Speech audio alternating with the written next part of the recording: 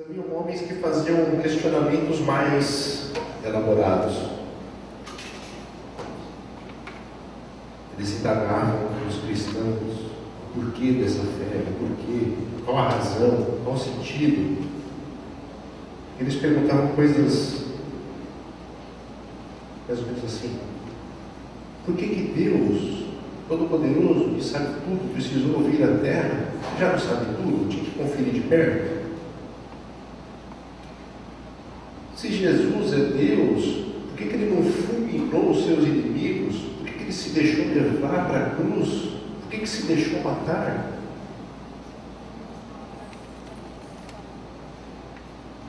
E a ressurreição para eles era um cúmulo absurdo. Eles indagavam como isso é possível, como um ser humano que foi devorado por uma fera, que foi consumido pelo mar, que agora faz parte do solo da terra, como que aquela substância vai voltar à vida? São perguntas que precisam de uma resposta. E uma resposta coerente, segundo a revelação que o Senhor nos tem dado. E esse foi o trabalho daqueles primeiros apologetas. Esse foi o trabalho daqueles homens que se deram a isso, a essa resposta. Então eu vou apresentar brevemente para os irmãos terem um conhecimento de como foi isso no princípio. Um dos documentos mais antigos que tratam disso, tratam da apologia, é um texto chamado Discurso da Diogneto. Não sei se os irmãos conhecem. Ele é um texto que foi elaborado para oferecer uma resposta. O autor não é conhecido, é um irmão, mas não é conhecido. Ele teria feito esse texto para responder a esse certo Diogneto 3 questões que ele levantou. Primeira, qual a religião dos cristãos e por que eles rejeitam o judaísmo e o paganismo? Diogneto perguntando. Segunda, o que é a caridade para com o próximo? Terceiro, por que a religião cristã apareceu tão tarde na história? Nós poderíamos responder essas perguntas hoje, agora? Se alguém encostar ali fora e fizer essas perguntas para a gente, sermos capazes de responder adequadamente, segundo a palavra do Senhor, a razão da nossa fé? Eu vou ler um trecho aqui dessa carta, desse discurso de Diogneto. Ele diz assim: os cristãos têm a mesa em comum, mas não o leito. Vivendo na carne, não vivem segundo a carne. Na terra vivem participando da cidadania do céu. Obedecem à lei, mas a ultrapassam em sua vida. Amam a todos, sendo por todos perseguidos. São assim mesmo condenados, e quando entregues à morte, recebem a vida. Na pobreza, enriquecem a muitos. Desprovidos de tudo, sobram-lhes os bens. Difamados, mas justos. Ultrajados, mas benditos. Injuriados, prestam honra. Fazendo o bem, são punidos como malfeitores. Os judeus hostilizam-nos como alienígenas. Os gregos os perseguem, mas nenhum de seus inimigos pode dizer a causa de seu ódio. E muitos outros nomes existem. Aristides de Atenas, ele escreveu para o imperador romano Adriano, em defesa da fé cristã. Melitão de Sardes escreveu uma apologia endereçada a outro imperador chamado Marco Aurélio. Atenágoras escreveu a súplica pelos cristãos, também endereçada a Marco Aurélio e seu filho Cômodo. Quem é este gloriador aqui? O gloriador tem o Marco Aurélio e o Cômodo. Eles imperadores romanos, Atenágoras escreveu para eles, em defesa dos cristãos. Nessa súplica, Atenágoras trata dessas acusações que eu citei antes, de ateísmo, de canibalismo, de incesto, e também daquelas questões recorrentes de tratar os cristãos como ignorantes e supersticiosos. E Atenágoras, quando defende a fé cristã dessa acusação de infanticídio, ele diz: nós temos repulsa tão grande pela morte que, diferente de vocês, nós não permitimos o aborto. Nosso respeito pela vida é maior do que de vocês, nossos acusadores. Um trechinho daquilo que Tertuliano também, que foi um apologeta. Tertuliano é tido como um pai da igreja, né? Foi um grande teólogo do passado, e também escreveu o famoso apologético, ou defesa dos cristãos contra os gentios. Ele disse o seguinte nesse texto: todos os que antes nos odiavam por desconhecerem o que somos, cessam de nos odiar desde que nos conhecem. Taciano, Teófilo, Clemente, Orígenes, Irineu foram homens que escreveram apologias. Irineu escreveu apologias contra heresias. Aí ele já estava fazendo uma defesa da fé já por dentro das fileiras do cristianismo. Mas eu penso que de todos os apologetas do passado, Justino Mártir é o mais famoso, né? Quando nós falamos dos apologetas, especialmente dos apologetas gregos, lembramos de Justino Mártir. Justino foi um homem que teve uma escola de filosofia. Ele ensinava filosofia. E ele disse que de tudo aquilo que ele aprendeu, a mais sublime de todas as filosofias é a fé cristã. Então, um filósofo romano chamado Clemente desafiou Justino para um debate. Foi disputar com Justino. E nem aqueles homens foram disputar com Estevão, esse Clemente foi disputar com Justino. A sua filosofia é fé cristã, mas eu vou te mostrar aqui a nossa filosofia romana, a filosofia da sabedoria segundo a carne. E ao que consta, Justino deu um baile no Clemente. Todos concordaram que Justino, superior nas suas respostas, pôde apresentar a fé cristã de maneira coerente. E Clemente, mordido de ódio, fez aquilo que era tão simples naquela época, a acusação básica: ele é cristão. Então Justino foi preso pelo crime de ser cristão.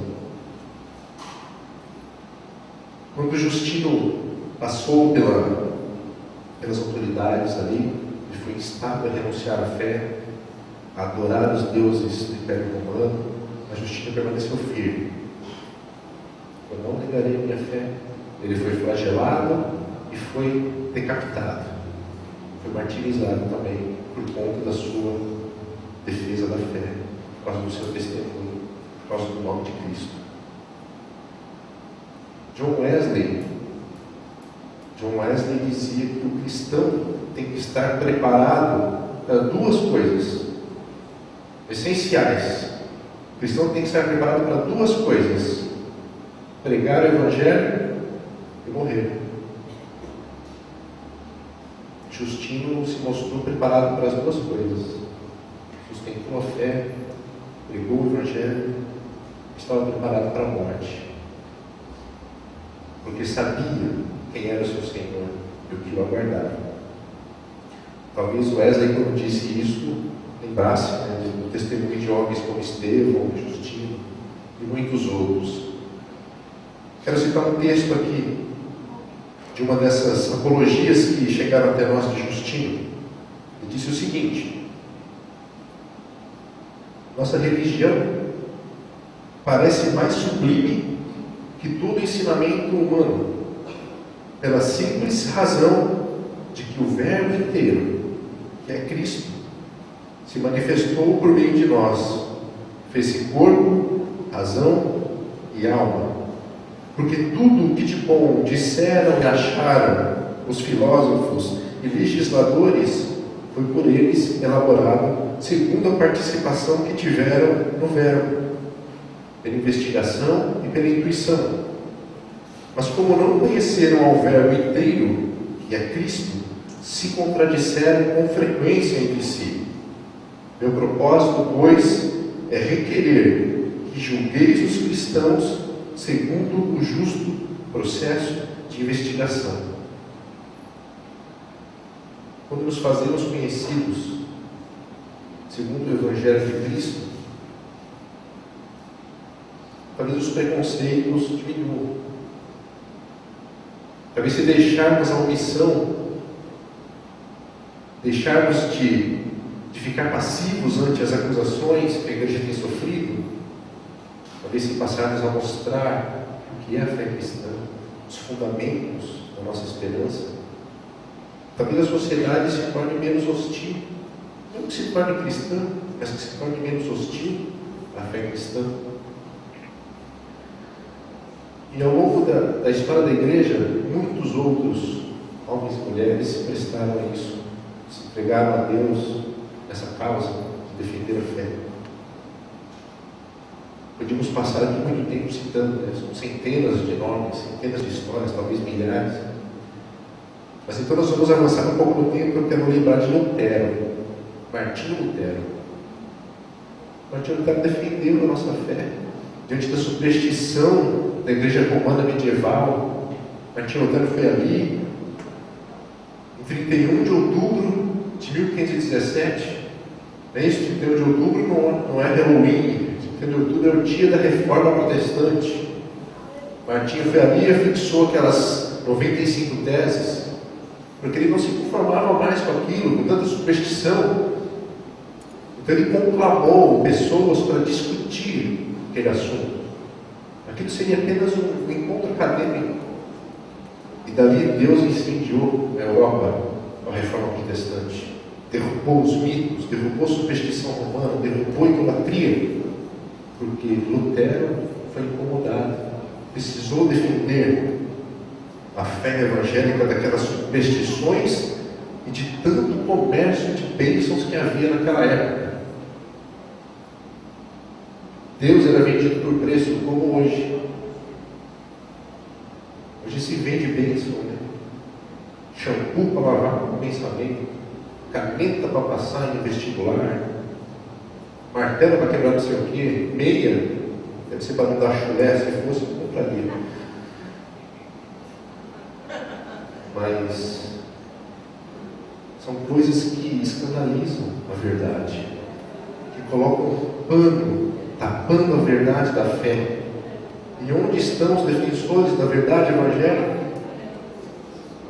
A igreja se calou demais, permitiu que tantas mentiras brotassem no seio da nossa cristandade mesmo. Nós temos um dever. Desses homens que fazem isso, ao que nos conta, são irmãos, se apresentam como irmãos, então nós temos o dever de, como irmãos, falar: isso está errado, isso não é bíblico, você está envergonhando o nome do Senhor, está colocando preço. Isso também é apologia, isso também é fazer apologia. E hoje em dia nós temos muitos apologistas de renome: John MacArthur, Norman Geisler, Josh McDowell, Lee Strobel,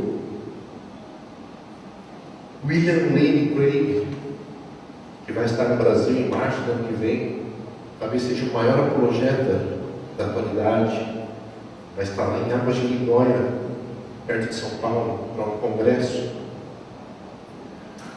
E também Paul Washer, que é um homem a quem Deus tem dado, um homem como qualquer homem, sujeito a erros como todos nós, mas é um homem a quem Deus tem dado o encargo de fazer aquela denúncia que Lutero fez, tem apontado os erros da igreja, tem um livreto dele circulando, é vendido pela editora Fiel, 10 acusações contra a igreja moderna.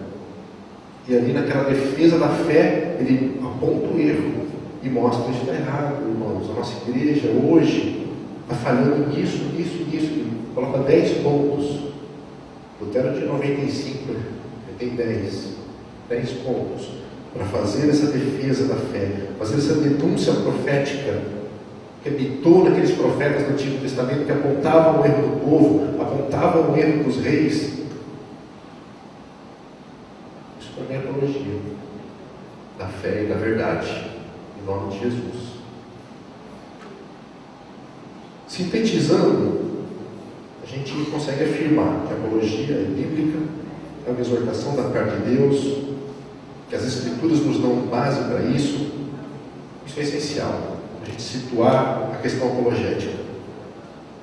E a gente viu que é impossível partir para essa apologética sem ter um conhecimento das Escrituras. Como eu vou defender a verdade da minha fé se eu não conheço ela? Preciso conhecê-la. E fé vem antes de tudo. Eu costumo dizer, se antes da gente se pretender ser um defensor da fé, a gente tem que ter fé para ser um defensor. Temos que permitir que essa fé brote. Antes de eu ter fé, antes de eu ser um defensor da fé, eu tenho que ter fé para defendê-la. Por isso que isso não é uma profissão, isso é uma confissão. É confessar Cristo, confessar a revelação de Deus, confessar o Evangelho, fazer apologia. Esquece aquelas questões técnicas que às vezes a gente pode entrar na nossa cabeça. Apologética é coisa de teólogo. Não é só de teólogo, é coisa de cristão, é uma coisa do povo de Deus, é uma confissão que nós fazemos, é a certeza da nossa salvação.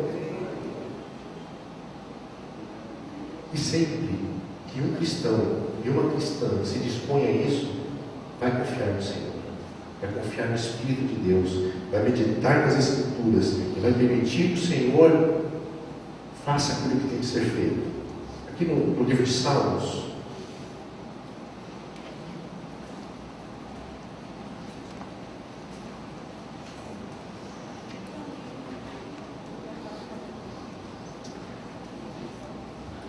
Salmo 119,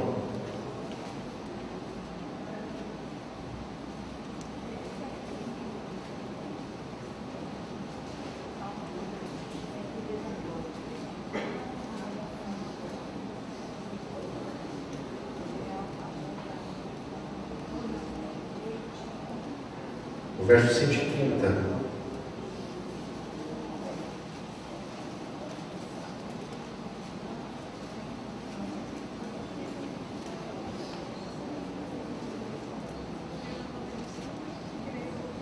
A exposição das tuas palavras dá luz, dá entendimento aos simples. Veja o que diz a minha versão. A entrada das tuas palavras dá luz e dá entendimento aos simples. Somos simples, mas não ignorantes, porque a palavra de Deus nos dá entendimento. A entrada das palavras de Deus. Não é a palavra de Deus guardada na estante, é a entrada das palavras de Deus na nossa vida.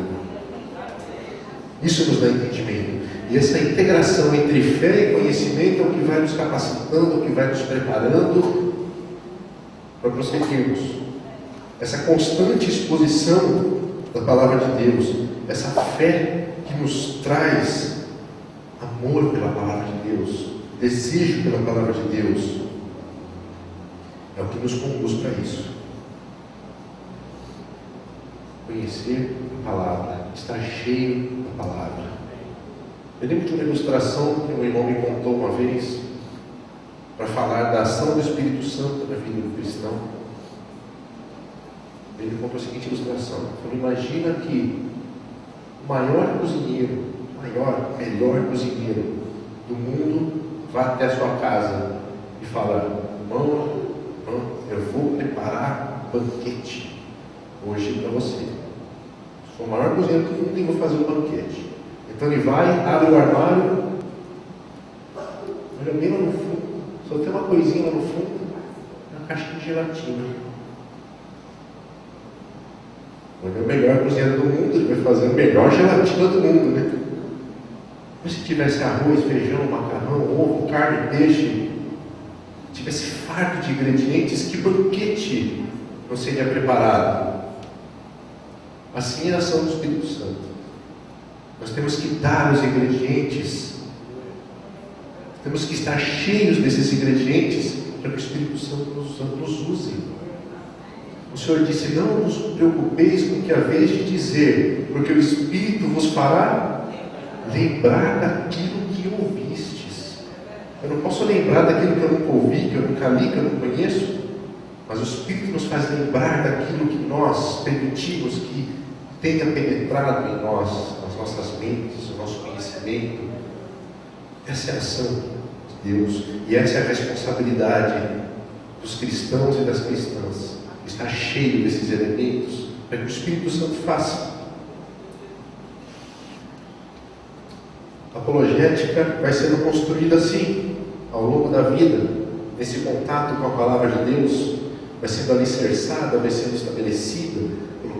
Colocamos essas vigas fundamentais na palavra de Deus, essa instrução de Deus que vai nos formando uma cosmovisão de vida, uma cosmovisão cristã, vai nos dando um entendimento do universo, do ser humano segundo Deus, segundo a sabedoria de Deus, vai nos dando uma visão ampla da sociedade, vai nos fazendo discernir a cultura, discernir a ciência. A cosmovisão que o Senhor nos dá é essencial para que sejamos capazes de responder às demandas do nosso tempo, da nossa época, daquilo que se coloca hoje diante de nós. Então, conhecer as Escrituras, irmãos, é fundamental. Conhecer as Escrituras antes de qualquer coisa é fundamental. Tem um texto de Deuteronômio, eu gosto bastante.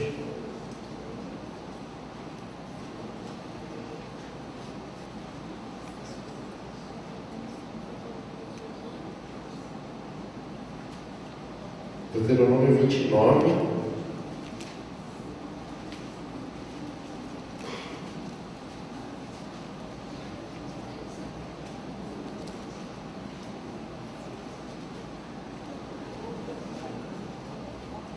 verso 29.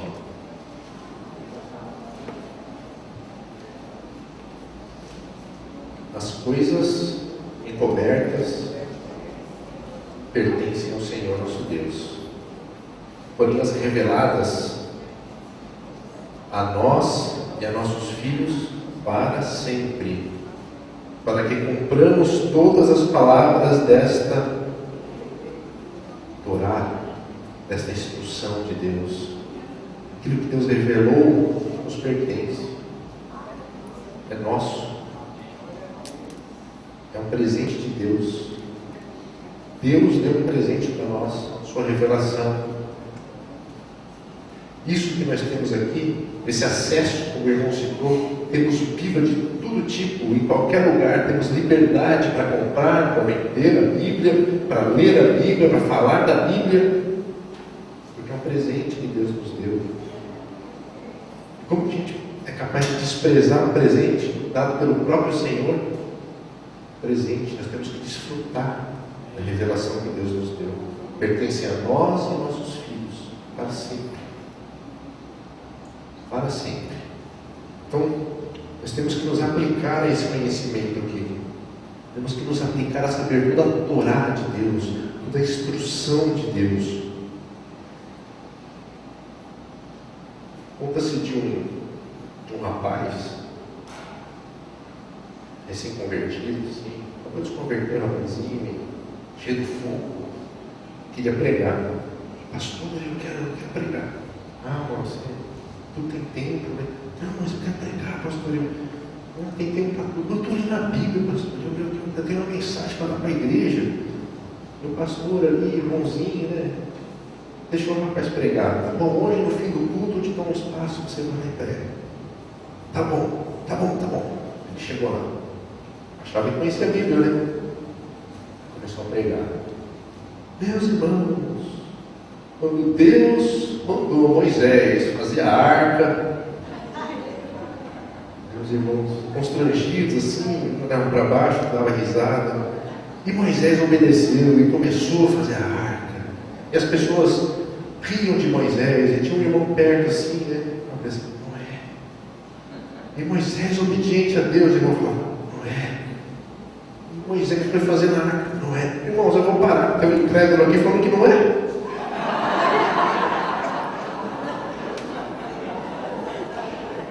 Conhecer a Bíblia, que a gente não chama em geral de Genésio, né? E tudo aquilo que nos importa já foi dado por Deus para nós. Segunda carta de Pedro,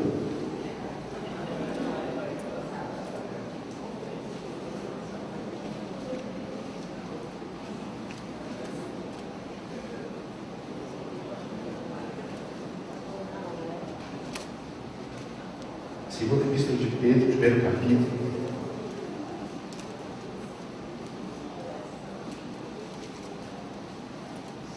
A partir do 3º verso.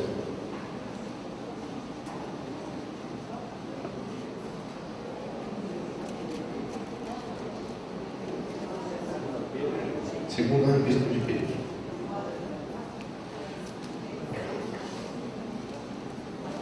Visto como o seu divino poder nos deu tudo que diz respeito à vida e piedade, pelo conhecimento daquele que nos chamou pela sua glória e virtude, pelas quais ele nos tem dado grandíssimas e preciosas promessas, para que por elas fiqueis participantes da natureza divina, havendo escapado da corrupção que pela concupiscência há no mundo.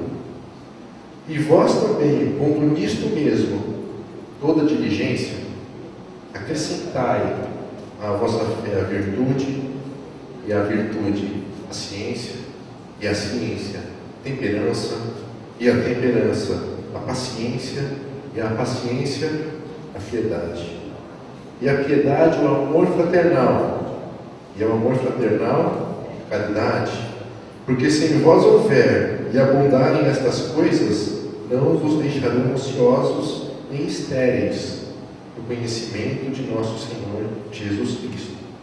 Pois aquele em quem não há estas coisas é cego, e nada vendo ao longe, havendo-se esquecido da purificação dos seus antigos pecados. Portanto, irmãos, procurai fazer cada vez mais firme a vossa vocação e eleição, porque fazendo isto, nunca, jamais tropeçareis.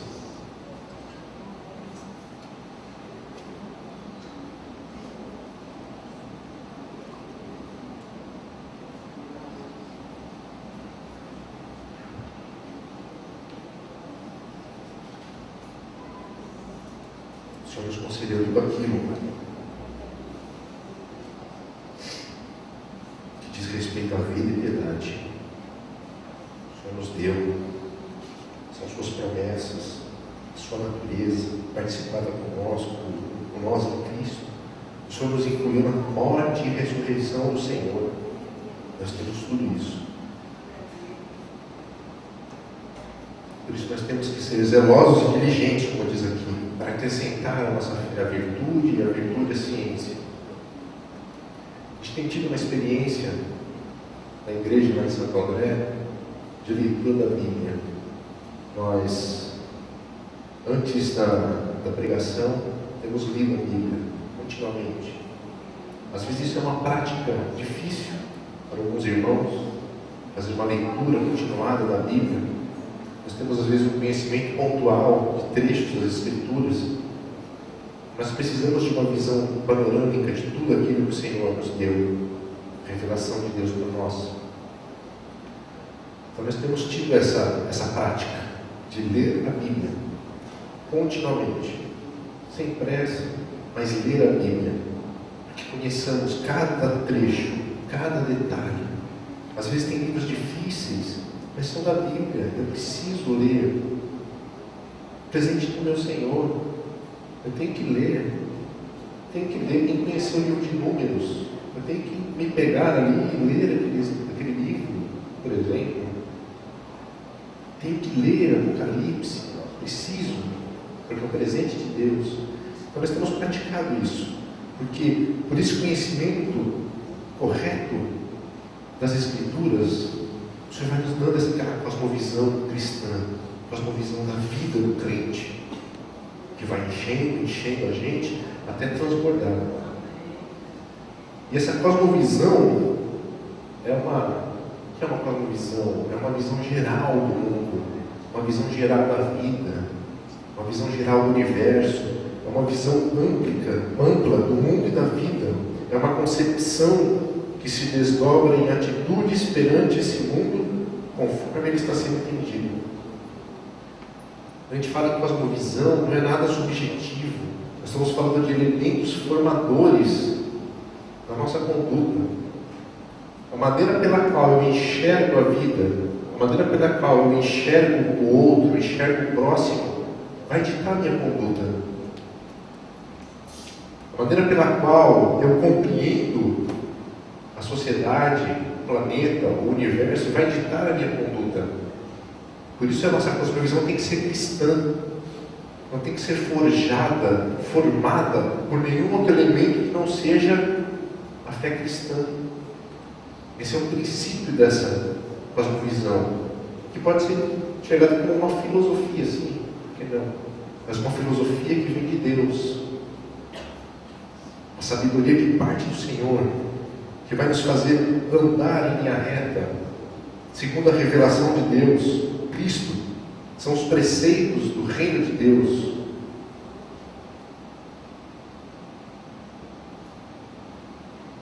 Como responder adequadamente sem ter essa visão ampla da vida, segundo as Escrituras, segundo a revelação de Deus? Isso é um pressuposto essencial.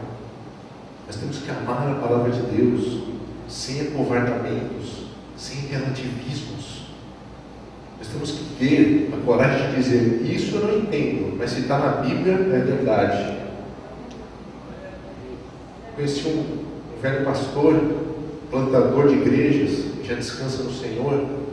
Ele dizia o seguinte: se a Bíblia me disser que foi Jonas que engoliu a baleia, eu acredito. Crer na palavra de Deus como palavra de Deus. Permitir que o Senhor forme em nós uma visão totalmente coordenada por Ele mesmo, para que a nossa conduta seja influenciada e conduzida por Ele mesmo. Mas essa cosmovisão da Bíblia vai nos levar a desejarmos conhecer o mundo que nos cerca. Uma vez que estamos seguros em uma cosmovisão da Bíblia cristã, uma vez que sabemos a revelação de Deus, conhecemos a criação, conhecemos a formação do homem, a antropologia, a salvação, conhecemos o conceito de igreja, de reino de Deus, de justiça, de amor, tudo segundo Deus, então nós podemos começar a entender o mundo que nos cerca. Então, aí nós podemos nos abrir para a sociedade e a cultura que nos cerca. Eu não digo abrir para ser influenciado, mas abrir para entender. A mensagem do Evangelho ela nunca é proclamada fora de um contexto cultural. Como que nós podemos pregar o Evangelho para um indígena que não conhece a língua portuguesa, por exemplo?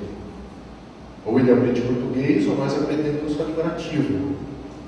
E temos que entender como funciona, qual que é a dinâmica de vida daquele povo, para poder responder quando eles nos indagarem: mas a minha vida é assim, eu entendo isso, então eu posso te responder segundo a palavra. Isso é um engajamento intelectual que nós temos que ter. Temos que deixar de lado qualquer comodismo e estarmos dispostos a entender o mundo que nos cerca, tendo sempre a Bíblia como um filtro para que as impurezas não nos contaminem. É como um microscópio. Eu consigo enxergar os vírus, as bactérias, por uma lente. Aquilo não me afeta, eu apenas conheço. Conhecer, para sermos capazes de transmitir uma mensagem que o outro entenda. Eu tenho que saber quem é aquela pessoa que me ouve. Será que eu estou sendo entendido?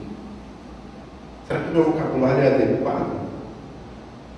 Será que eu estou soltando só palavras e a pessoa está ali sem entender nada do que eu digo? Então, conhecer o mundo, conhecer a sociedade dessa forma, segura, mediante o filtro da palavra, é uma necessidade. Escutem o que John Wesley dizia, o conselho dele para os ministros, para os pregadores do Evangelho.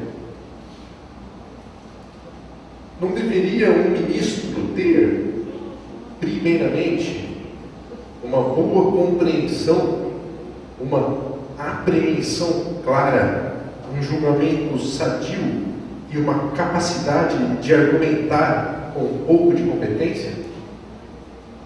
Não seria determinado conhecimento, ele estava falando da metafísica, não seria determinado conhecimento, chamado de a segunda parte da lógica, se não tão necessário como a própria lógica, ainda assim apropriado?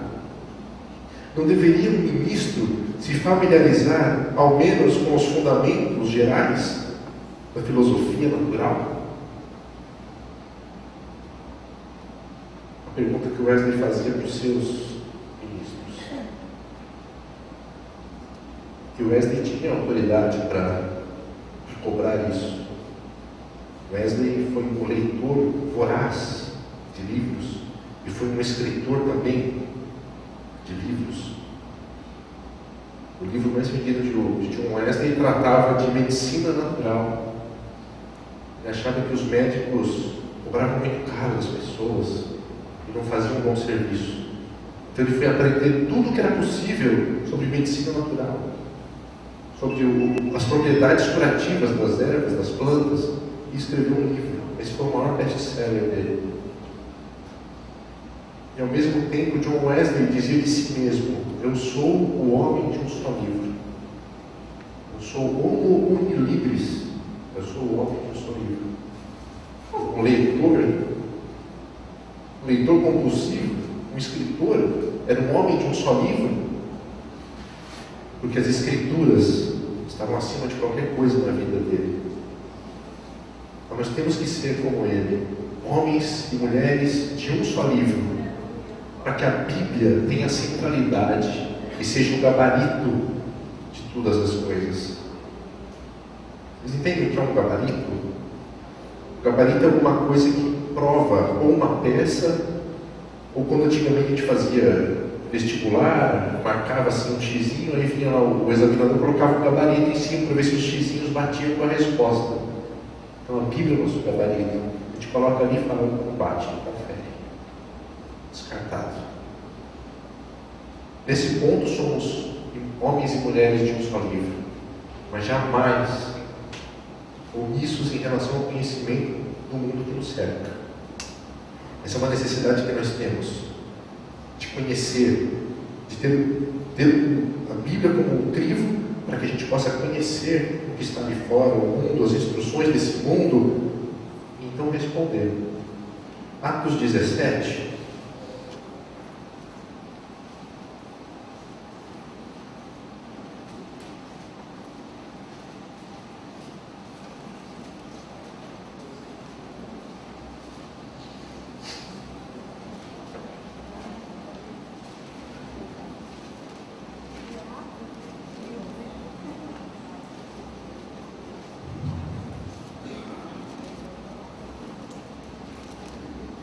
Atos 17, a partir do verso 16.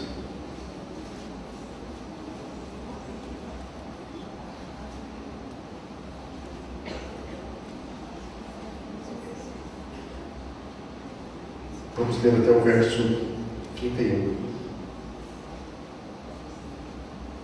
Enquanto Paulo os esperava em Atenas, o seu espírito se comovia em si mesmo, vendo a cidade tão entregue à idolatria.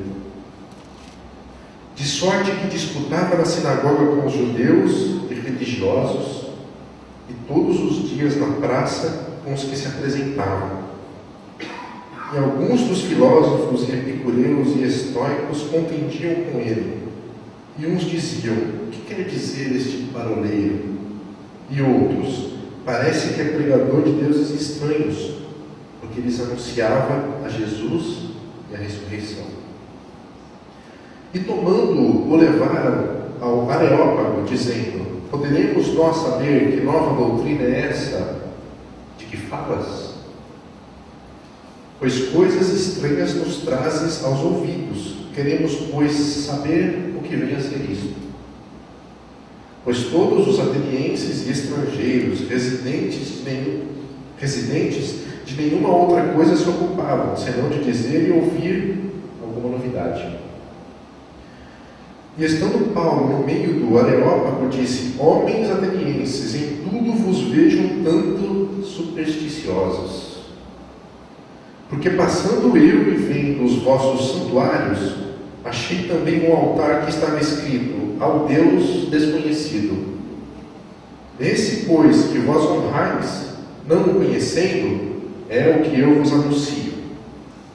O Deus que fez o mundo e tudo o que nele há, sendo o Senhor do céu e da terra, não habita em templos feitos por mãos de homens. Nem tampouco é servido por mãos de homens, como que necessitando de alguma coisa, pois Ele mesmo é quem dá a todos a vida e a respiração e todas as coisas. E de um só sangue fez toda a geração dos homens para habitar sobre toda a face da terra, determinando os tempos já dantes ordenados e os limites da sua habitação, para que buscassem ao Senhor, se porventura tateando pudessem achar, ainda que não está longe de cada um de nós. Porque nele vivemos e nos movemos e existimos, como também alguns dos vossos poetas disseram, pois somos também sua geração. Sendo nós, pois, geração de Deus, não havemos de cuidar que a divindade seja semelhante ao ouro ou à prata ou à pedra esculpida por artifício e imaginação dos homens. Mas Deus, não tendo em conta os tempos da ignorância, anuncia agora a todos os homens em todo lugar que se arrependam. Porquanto tem determinado um dia em que com justiça há de julgar o mundo por meio de homens que destinou, e disso deu certeza a todos, ressuscitando dentre os mortos. Quando Paulo fala do altar ao Deus desconhecido, ele não está dando um título para ver se acerta alguma coisa. Há um livro escrito por um irmão chamado Don Richardson, chamado Fator Melquisedeque. Conhecem? Fator Melquisedeque? Esse irmão Don Richardson apresenta o testemunho do Deus verdadeiro em diversos povos, diversas eras, diversas épocas. Aquele senso do divino que habita em cada ser humano, que compõe a imagem dele das pessoas. Ele vai mostrando um testemunho da crença em um Deus verdadeiro. E quando ele fala esse altar ao Deus desconhecido, vocês não conhecem, mas eu conheço. E esse livro mostra o porquê daquele altar. Não vou falar disso agora. É interessante vocês lerem o livro. Ele explica o porquê. Paulo não está chutando. Paulo não pegou um gancho para levar alguma coisa. Paulo sabia do que estava dizendo.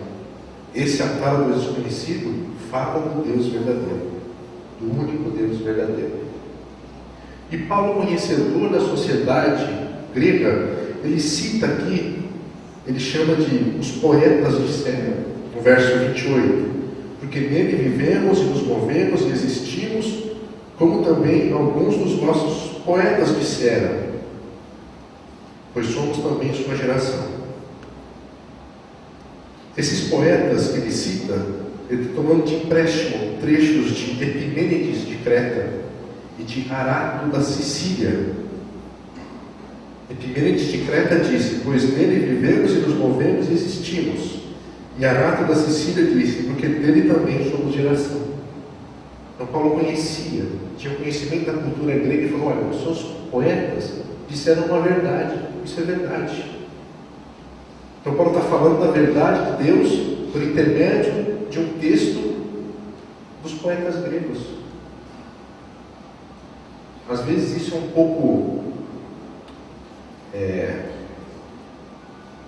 difícil para alguns irmãos, mas como? Ele está usando um texto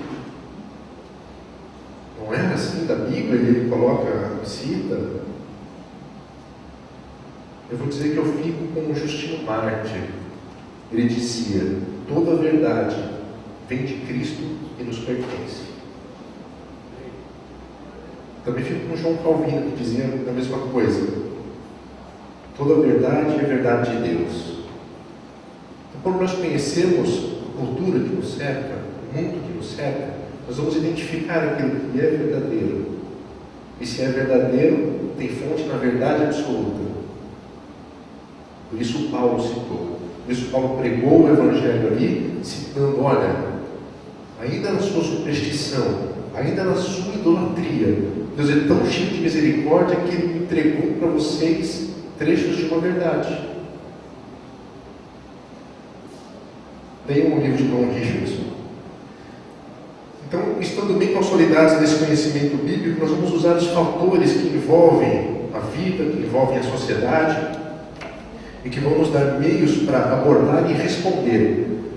Nós temos que entender aquele que nos indaga. Nós temos que entender a pergunta, a fonte, qual a ideia que a pessoa está fazendo, qual as palavras que ela está usando. Então, um educador americano chamado Mortimer Adler, ele diz algo bem interessante. Ele fala: concordar sem compreender é vão. Então tem que concordar comigo se não compreende. É preciso compreender, então poder concordar. Mas também não pode discordar sem compreender o que está sendo dito. Isso seria leviano. Então esse engajamento que nós temos que ter intelectual vai nos dar ferramental para entender o outro, para entender o questionamento. Por que esse ateu está fazendo essa pergunta? Por que está questionando a fé dessa maneira? É aquela pessoa dizendo: eu não entendo isso. Qual que é o mundo que o cerca? Como que eu posso falar para essa pessoa? Que palavras que eu posso usar para chegar a ela de maneira clara? Então, amados, isso compõe a nossa cosmovisão. Conhecer a Bíblia, conhecer a sociedade que nos cerca e compreender também o valor da filosofia. Nós vimos que não há antagonismo entre fé e razão. Não há oposição, de modo algum. A gente também viu que a Bíblia condena a sabedoria humana, aquela sabedoria carnal, nascida do velho homem, do Adão. Mas o Senhor nos quer conhecedores da sua sabedoria, da sua instrução, da sua doutrina. E essa é a filosofia de Deus que nos conduz, que nos ajuda a refletir segundo as Escrituras. A reflexão é saudável. Essa nossa sociedade, ela impede a reflexão, impede que nós pensemos sobre qualquer assunto. A gente se coloca ali diante da TV para assistir um jornal. Aí vem a notícia: terremoto matou 500 mil pessoas em tal lugar. Já vem outra notícia: a famosa da novela vai pousar na revista tal. Já vem outra notícia: a nova novela das 8. A gente não consegue refletir. Eles só vão jogando informação. Não temos tempo para reflexão. Uma sociedade mercadológica que não quer que as pessoas pensem. Não é interessante. Não é interessante ter seres humanos pensando, refletindo sobre valores. É apenas trabalhemos, então nos divertamos com qualquer coisa. É o velho conceito romano do pão e do circo. Trabalha para comer, depois você vai no circo, dá risada, depois trabalha de novo. Não reflita, não pense. Por isso a filosofia foi sendo excluída sendo excluída do currículo escolar. E eu temo que agora essa filosofia que esteja sendo introduzida seja uma má filosofia, que não leva as pessoas a refletirem, mas só que introduza ideias, que doutrine nossas crianças com pensamentos que se afastam da filosofia verdadeira de Deus. Eu temo essa nova filosofia que tem sido ensinada nas escolas, temo pela doutrinação dos nossos filhos. Por isso que filosofia é diferente de sistema filosófico. Filosofia é a capacidade de pensar, de refletir, de amar esse dom que Deus nos deu de pensar. E esse dom que Deus nos deu agora está purificado com a salvação que recebemos em Cristo Jesus. Nós temos uma mente renovada de Cristo. Então a nossa capacidade de refletir é outra. Não é mais aquela capacidade adâmica que não conseguia passar de si mesmo, seus próprios interesses. Agora é uma capacidade que vem de Cristo. Conheci um irmão, já partiu do Senhor. Deus sustentou a vida desse homem, desse pastor, por mais de 20 anos. Ele era um cardiopata grave. Quando chegou o médico falou, vai morrer, não tem nem uma semana de vida. Essa uma semana virou mais de 20 anos. Em determinado médico que ele passou para cuidar da sua saúde, o médico perguntou, o senhor já fez algum transplante? Ele falou, já fiz transplante de mente. Tenho uma mente transplantada. O médico falou, esse homem é louco, né? É uma loucura que nos agrada ter no Senhor. Temos uma mente transplantada. E é nessa mente que nós vamos pensar, refletir, meditar e alcançar essa sabedoria. Dizem que Lutero era inimigo da filosofia, mas eu penso que ele era inimigo dos sistemas filosóficos que se afastam de Deus, que introduzem coisas perversas na mente humana. Eu penso que ele era inimigo da filosofia nesse sentido, porque ele foi um homem de grande reflexão, um homem que pensava. Então, no sentido puro da palavra filosofia, ele foi também um filósofo, foi um pensador, trouxe o Evangelho, restaurou pela graça e pela unção de Deus, pelo envio de Cristo, mas ele pensou e refletiu, ele não se omitiu dessa reflexão. Se nós voltarmos para o Antigo Testamento, nós vamos ver que Amós, por exemplo, faz as acusações pautadas na filosofia moral. Ele vai mostrar a moralidade. Olha, reflita nisso. Veja que moralidade nós estamos vivendo. Olha, a moral é essa. É um apelo ao pensamento, um apelo à reflexão. Nós temos aqui outros exemplos de apelo à reflexão, aqui em Atos mesmo, 18.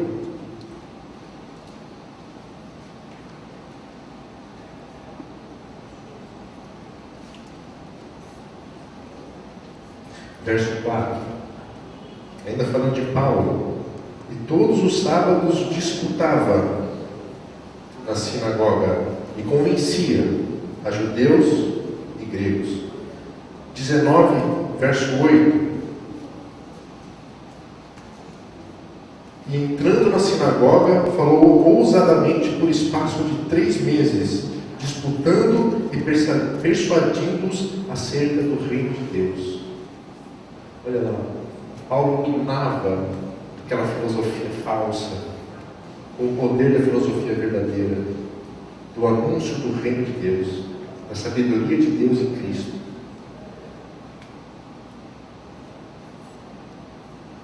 Os bereanos foram chamados de nobres, por quê?